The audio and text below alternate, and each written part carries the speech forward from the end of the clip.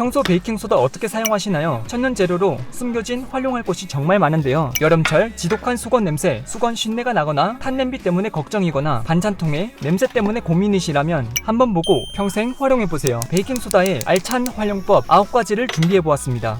첫 번째는 악취 가득한 수건 냄새를 싹 없앨 수 있습니다. 여름철이라 수건 쉰내 때문에 걱정이신가요? 수건을 삶지 않아도 냄새나는 미생물들을 없앨 수 있습니다. 먼저 뜨거운 70도 물을 2리터 부어준 뒤 베이킹소다 150g을 뿌려주세요. 섞어준 뒤 쉰내 냄새나는 수건을 담아주세요. 그리고 열이 빠지지 않도록 덮어두세요. 유해균들을 없앨 때는 온도가 가장 중요합니다. 유해균, 세균들은 보통 60도까지 번식할 수 있어 70도 온도의 물을 꼭 담아두세요. 그리고 10분 뒤 손으로 세탁하거나 세탁기에 돌려주면 냄새가 싹 없어집니다.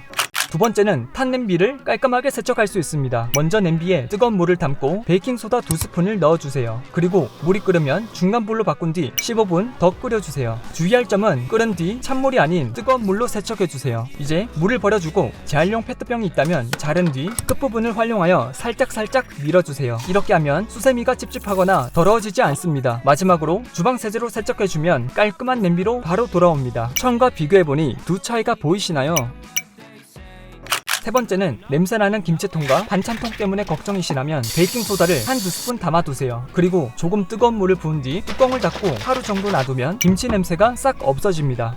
네 번째는 색바른 은수저를 새것처럼 만들 수 있습니다. 끓는 물에 수저를 넣어준 뒤 베이킹소다 2스푼을 넣어주세요. 그리고 10분 뒤 치약으로 닦아주면 정말 깨끗하게 밝아집니다.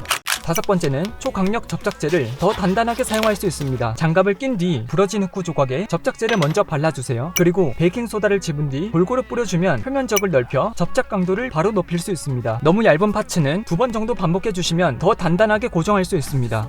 여섯 번째는 나무도마를 세척할 수 있습니다. 뜨거운 물을 먼저 부은 뒤 주방세제로 1차 세척해주세요. 그리고 베이킹소다를 2스푼 뿌려주세요. 그리고 다시 닦아주면 깔끔하게 세척할 수 있습니다. 추가로 소금을 활용하여 굵은 소금 입자에 물리적인 힘을 이용해 함께 닦아주면 더 효과적입니다. 일곱 번째는 냉장고 냄새가 난다면 베이킹소다를 바로 넣어주세요. 휴지에 베이킹소다를 올려준 뒤 묶어주고 냉장고에 넣어두면 베이킹소다가 냉장고 냄새를 흡착합니다. 추가로 장미로 여러 송이 접어준 뒤 통에 담아 냉장고에 넣어두면 더 예쁘게 보관할 수 있습니다.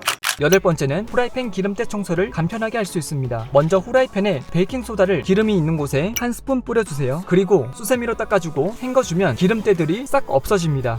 마지막으로 아홉 번째는 쓰레기통의 냄새를 없앨 수 있습니다. 여름철이라 쓰레기통에 냄새가 난다면 베이킹소다를 쓰레기통에 한 스푼 뿌려주세요. 쓰레기 냄새가 싹 없어집니다. 구독을 눌러주시면 똑똑한 생활 팁들을 매주 10개 이상 확인할 수 있습니다. 놓치지 마세요. 시크릿룸